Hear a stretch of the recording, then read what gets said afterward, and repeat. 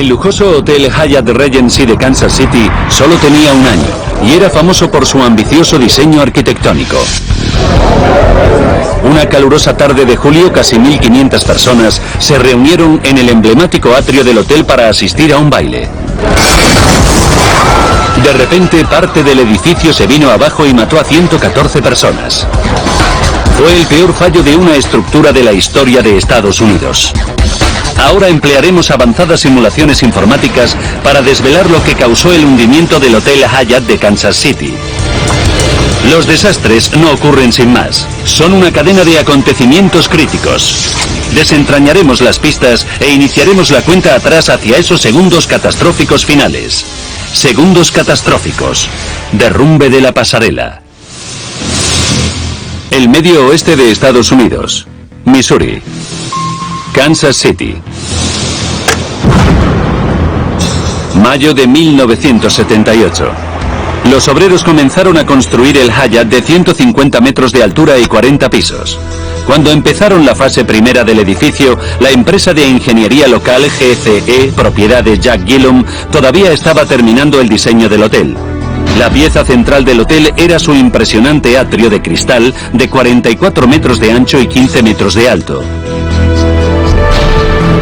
3 pasarelas suspendidas se desplegarían sobre el enorme espacio para conectar las habitaciones con un centro de conferencias y un complejo comercial. Viernes 17 de julio de 1981, 6 de la tarde. En los 12 meses transcurridos desde que se inauguró, el Hyatt Regency se había convertido en uno de los principales centros de reunión de la ciudad. Esa tarde 1.500 personas se congregaron en el famoso atrio para asistir a uno de los acontecimientos regulares más populares del hotel, un concurso de baile al estilo de los años 40. Mientras los bailarines practicaban sus pasos, llegó al vestíbulo un equipo de televisión. El reportero Michael Mahoney llevaba un año trabajando para la emisora de noticias local KMBC. Estaba allí para grabar un reportaje de sociedad para las noticias de la noche. 7:04 de la tarde. La banda comenzó a tocar un conocido foxtrot y empezó el concurso de baile.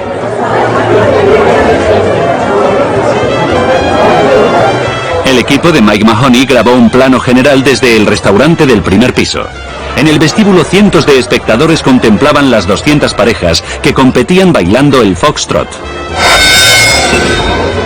7:05 de la tarde.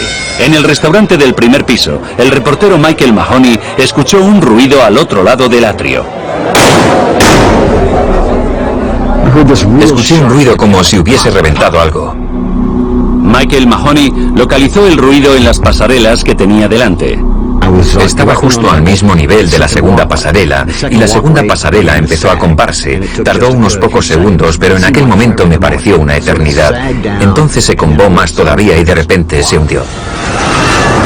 La gente contempló con horror cómo se hundían las pasarelas de hormigón y suelo de cristal del primer y tercer piso encima del abarrotado vestíbulo. Fue una escena horrible, fue terrible. Había gente con unos cortes horribles, gente mutilada, gente con extremidades amputadas, gente atrapada bajo las pasarelas. 7:07 de la tarde, 2 minutos después del hundimiento. Tirado entre los restos de las plataformas del primer y tercer piso se encontraba el tasador inmobiliario Mark Williams. Hace unos segundos estaba pidiendo una copa en el bar y ahora estaba aplastado contra el suelo bajo 65 toneladas de escombros. Tenía la pierna izquierda detrás de la cabeza, justo detrás de la oreja derecha, y tenía la pierna derecha descoyuntada. 7:17 de la tarde. Llegaron los bomberos y el personal de emergencia. Montaron rápidamente un depósito de cadáveres improvisado en el vestíbulo del hotel. Y fuera convirtieron la parada de taxis del hotel en un centro de tratamiento. El médico de urgencias, Joe Weckerly, llegó al lugar de los hechos 12 minutos después del desplome. Cuando entré, oí gritos y llantos. Había agua que caía de las cañerías rotas del techo. Y recuerdo que pensé, que no sabía cómo me iba a enfrentar a la situación. El doctor Weckerly se dio cuenta de que tenía que tomar algunas decisiones difíciles. Había muchos casos de vida o muerte que dependían de recibir asistencia médica inmediata. En otros casos había que decirles que se estaban muriendo, que no podíamos ayudarles y que tenían que irse en paz con Dios. 10 horas después del desplome de las pasarelas del Hyatt, los equipos de rescate se centraron en recuperar cadáveres. Los obreros emplearon taladradoras para romper las losas de las pasarelas hundidas. No se dieron cuenta de que bajo los escombros aún había un hombre vivo. Mark Williams estaba justo debajo del equipo de taladrado, pero no podían oír sus gritos por el ruido de la taladradora. La roca de la taladradora no paraba de hundirse en los escombros y estaba perforando entre mis piernas. Pensé que ya me tenían localizado y que la siguiente broca se me hundiría en mitad de la espalda. Así que me preparé para ello. ¡Socorro! Cuando los obreros preparaban la taladradora para asestar un nuevo golpe, alguien oyó por fin los gritos desesperados de Mark. ¡Socorro! ¡Que alguien me ayude! Recuerdo que alguien dijo: Dios mío, hay alguien vivo aquí abajo. 4:30 de la tarde.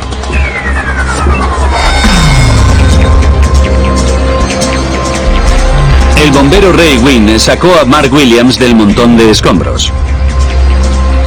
Casi 10 horas después del derrumbamiento, fue la última persona hallada con vida. Pero estaba gravemente herido. 5 en punto de la tarde. Una ambulancia condujo a Mark al hospital. Seguía consciente, pero tenía la espalda rota y le fallaban los riñones.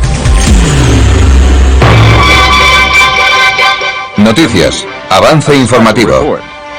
Mientras Mark era operado de urgencia, se hizo evidente la enormidad de la tragedia.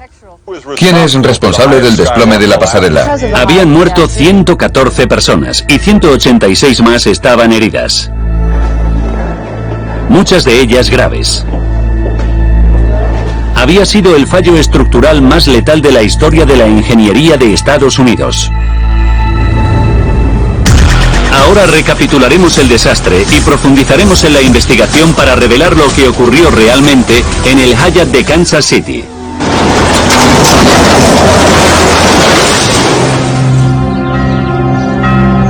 Lunes 20 de julio de 1981.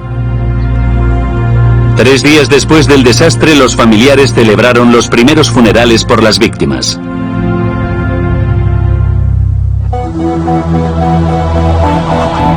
Hyatt, la concesionaria del hotel y la Corporación para el Redesarrollo del Crown Center, propietaria del edificio, comenzaron sus propias investigaciones de la tragedia. Pero el alcalde de Kansas City, Richard Berkeley, quería una investigación oficial independiente y pidió a la Oficina Nacional de Estándares, o NBS, que interviniese.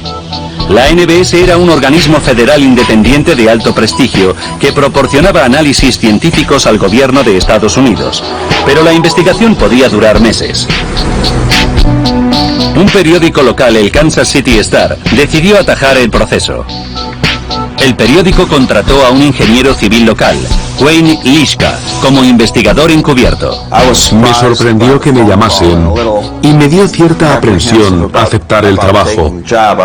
Pero por otro lado quería involucrarme para ver lo que había pasado realmente. 3 días después del derrumbamiento, la propietaria del edificio decidió dejar entrar a la prensa en el atrio en ruinas. Pero los reporteros, entre ellos el investigador encubierto Wayne Lischka, pronto descubrieron que la visita tenía truco. Solo les permitieron contemplar la escena a 30 metros de distancia. Pero el Kansas City Star había previsto que podían mantener alejado a su infiltrado y había urdido una astuta trama. Lischka iba armado con un arma secreta, un fotógrafo con teleobjetivo. Mientras nos paseaban por ahí, le dije a mi fotógrafo de qué quería que sacase fotos. Lischka pudo ver los restos retorcidos de las pasarelas de la primera y tercera planta desplomados sobre el suelo del vestíbulo. Arriba, lo único que quedaba de la estructura original eran 6 anclajes de 5 metros de largo que seguían fijados al techo. A Liska le bastaron para imaginarse el diseño de las pasarelas. La pasarela superior había estado suspendida del techo por esa serie de soportes. Liska se dio cuenta de que tenía que haber una segunda serie de soportes fijados a la pasarela superior que sostenían la pasarela inferior 9 metros más abajo. Lo más importante es que los anclajes del techo constituían una pista crucial sobre dónde se había producido el fallo. Lo primero que me llamó la atención fueron los anclajes que aún colgaban del techo.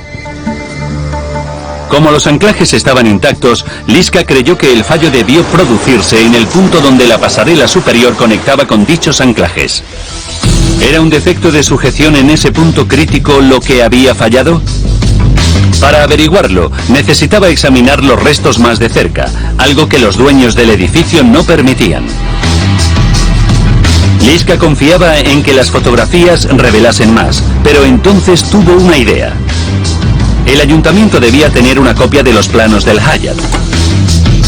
Sin embargo, el ayuntamiento le dijo a Liska que no podía enseñarle los planos porque los bibliotecarios los estaban catalogando. Su investigación encubierta para el Kansas City Star se topó con un muro. Mientras se estancaba la investigación oficiosa, se puso en marcha la investigación oficial. Un equipo de 4 científicos de la Oficina Federal de Estándares viajó a Kansas City. Entre ellos se encontraba el investigador jefe, Edward Frank. Su máxima prioridad era analizar los restos de las pasarelas derrumbadas. Pero cuando llegaron al Hyatt, Frank y su equipo de la NBS se quedaron asombrados con lo que vieron. El vestíbulo estaba vacío. Los científicos de la Oficina Federal de Estándares o NBS que llegaron para investigar el hundimiento de las pasarelas del Hyatt Regency se encontraron con un problema. Los restos de las pasarelas habían desaparecido. Los dueños del edificio se los habían llevado para analizarlos en privado. Fue un duro golpe para el director de la investigación Edward Frank, jefe de la división de estructuras de la NBS. Nos sorprendió que se los hubieran llevado. Fue una gran decepción. Frank solicitó de inmediato a los juzgados del condado de Jackson el acceso a los restos que estaban en un almacén de la ciudad. Si el tribunal le denegaba el acceso, la investigación independiente de la NBS del desastre del Hyatt quedaría paralizada. Mientras tanto, la investigación extraoficial del ingeniero Wayne Liska para el Kansas City Star dio un paso adelante. El ayuntamiento ya disponía de los planos del edificio del Hyatt después de catalogarlos. Esperaba que encerrasen alguna pista sobre el colapso de las pasarelas, pero lo que descubrió en el ayuntamiento fue un bombazo. Me quedé impactado. Tardé solo unos segundos en darme cuenta de que lo que constaba en los planos y lo que habían construido no era lo mismo. Los planos que presentó GCE, la empresa de ingeniería de Jack Gillum, mostraban que las pasarelas de la primera y tercera planta colgaban del techo mediante una serie de sujeciones de 14 metros de largo. Pero tras su visita al Hyatt, Liska sabía que no era así como habían construido realmente las pasarelas. Las sujeciones que aún colgaban del techo no eran lo bastante largas para alcanzar la pasarela inferior. Tenía que haber una segunda serie de sujeciones atornillada a la pasarela superior para sostener la pasarela de abajo. Ya había deducido que la estructura había fallado en el punto donde la pasarela superior estaba conectada a los anclajes del techo. Ahora estaba empezando a descubrir por qué. Según los planos, ese punto de conexión crítico estaba diseñado para sostener solo el peso de la pasarela superior. Pero en el edificio que se construyó también soportaba el peso de la pasarela inferior, el doble de la carga prevista.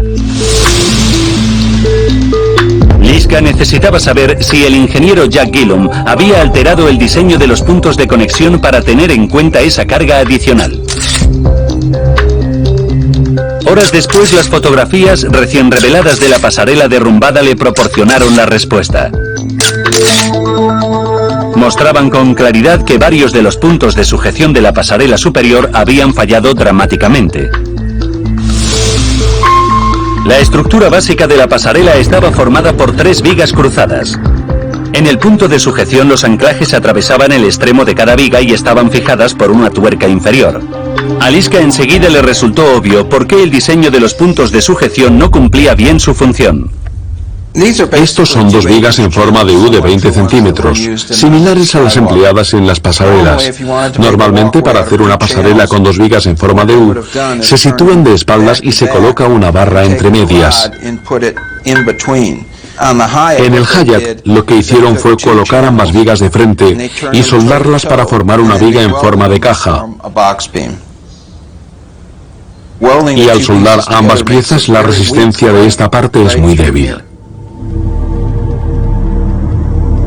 Las vigas soldadas en forma de caja eran adecuadas para formar la estructura básica de la pasarela, pero utilizarlas para formar el punto de conexión presentaba un problema grave. En ese punto, tenían que soportar la carga total de ambas pasarelas. Liska publicó sus hallazgos en el Kansas City Star. Pero sin acceso a los restos de las propias pasarelas no era más que una teoría intrigante. Entonces, 12 días después del desplome, los juzgados del condado de Jackson tomaron una decisión crucial. Concedieron al equipo de investigación de la NBS permiso para acceder a los restos de las pasarelas guardados en un almacén de Kansas City. La prioridad de los investigadores era confirmar por dónde habían cedido las pasarelas. Entre los restos de la pasarela superior encontraron los 6 puntos de conexión críticos y efectuaron un descubrimiento inquietante. En cada uno de ellos, las soldaduras de las vigas de caja se habían doblado hacia adentro y hacia arriba, permitiendo que la barra de anclaje se deslizara fuera. Una viga de caja denominada 9UE mostraba señales de daños a más largo plazo que las otras, sugiriendo que había cedido primero. Tanto Liska como Frank pensaban que un fallo de las conexiones de las vigas de caja era la causa del desastre. Pero a diferencia de Liska, Frank podía demostrar su teoría. En el Laboratorio Nacional de Ingeniería de Gatesburg, en Maryland, los investigadores instalaron anclajes en vigas de caja para fabricar 2 réplicas exactas de los puntos de conexión. Primero querían averiguar si los puntos de conexión críticos eran capaces de sostener el peso de las pasarelas ingente. Y con el peso de las pasarelas ingente, las vigas comenzaron a combarse, pero las conexiones no cedieron. Los investigadores sabían que había 63 personas sobre las pasarelas cuando se desplomaron. Calcularon que pesarían 1 tonelada adicional, con lo cual el peso total ascendía a más de 9 toneladas. Repitieron el experimento con una segunda conexión idéntica. Esa vez añadieron el peso adicional gradualmente para observar qué le pasaba exactamente al punto de conexión. Con 8.070 kilogramos, las paredes laterales de la viga comenzaron a deformarse y la base empezó a ceder. Con 8.160 kilogramos, la soldadura cedió y se agrietó. Y con 8.255 kilogramos, la viga falló por completo. La conclusión de la NBS fue muy clara y profundamente impactante. Las sujeciones de la pasarela del tercer piso no eran ni de lejos lo bastante fuertes para sostener el peso de las 2 pasarelas y de la gente. Desde el día en que las instalaron, era cuestión de tiempo que se produjera un desastre.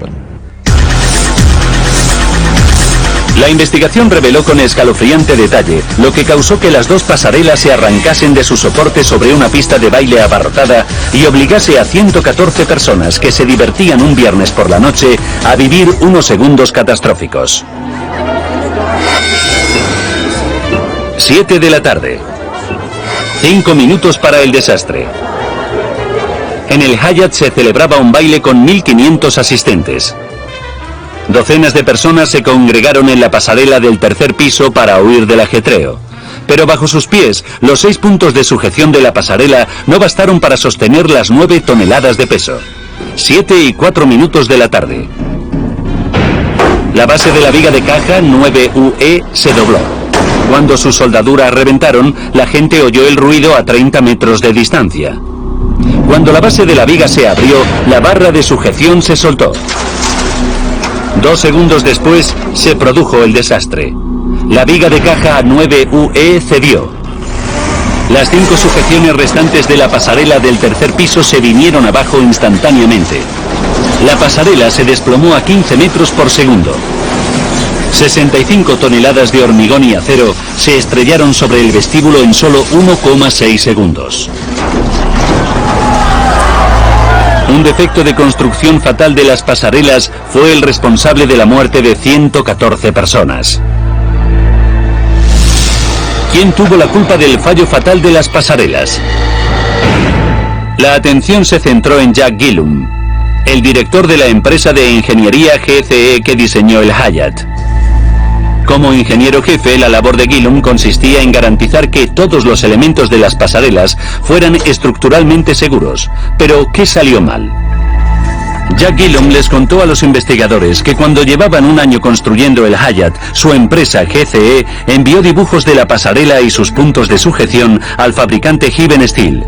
Heaven Steel les dijo que el diseño de las barras de sujeción individuales era demasiado difícil y les propuso fabricar 2 series de barras en su lugar. Un mes después, GCE dio su sello de aprobación al nuevo diseño de las pasarelas. Los investigadores estaban desconcertados. El concepto de los puntos de sujeción de Gillum había sido defectuoso desde el principio, y encima el nuevo diseño doblaba la carga que sostendrían. Pero GCE no intentó rectificar el problema en ningún momento. ¿Por qué nadie se percató del error? Entonces Gillum realizó una confesión asombrosa.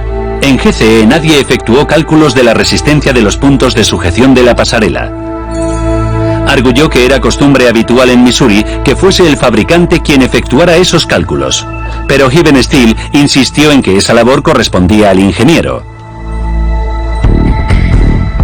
El Colegio de Ingenieros suspendió a Gillum.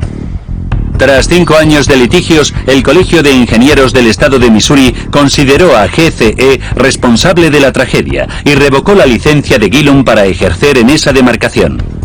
El Kansas City Star ganó un premio Pulitzer por el reportaje de Wayne Liska sobre el desplome de las pasarelas del Hyatt. Liska continúa trabajando como ingeniero en Kansas City. Mark Williams permaneció 2 meses en cuidados intensivos y sufrió muchos meses más de dolorosa rehabilitación. A pesar de haberse roto la espalda y haberse descoyuntado las 2 piernas, Mark se recuperó por completo. A consecuencia del desastre, Kansas City modificó de arriba a abajo su normativa urbanística y exigió que todos los cálculos de sostenimiento de cargas fueran comprobados por un ingeniero nombrado por el ayuntamiento.